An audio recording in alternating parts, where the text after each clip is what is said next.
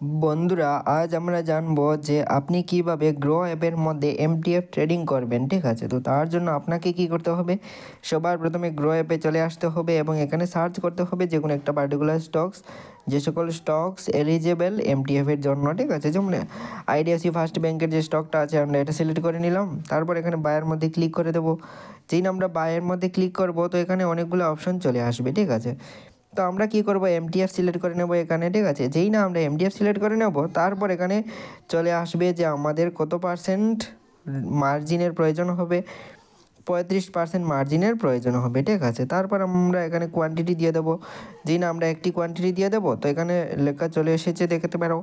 যেমন আমাদের 20 টাকার প্রয়োজন হবে। ঠিক আছে, 20 টাকা যদি আমি দিয়ে দিই তাহলে আমি একটি শেয়ারস কিনে নিতে পারি আইডিএফসি ফার্স্ট ব্যাংকের জন্য। আশা করি বুঝতে পারলে।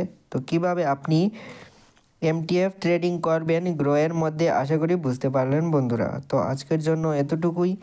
আপনি যদি সেল করতে চান তাহলেও সেটা খুব সহজে আপনি সেল করতে পারবেন। এখানে মার্কেট প্রাইস, আপনি লিমিট প্রাইস সব কিছু এখান থেকে সেট করতে পারেন। আপনি এনএসসি বিএসসি যে কোনো ডাটাতে আপনি এখানে সিলেক্ট করতে পারেন। ঠিক আছে, এবং একটা জিনিস বিষয়ে মনে রাখবেন যে এমটিএফ এখানে বর্তমানে শুধু এনএসসির মধ্যেই বিদ্যমান আছে। ঠিক আছে, তো আশা করি বুঝতে পারলে।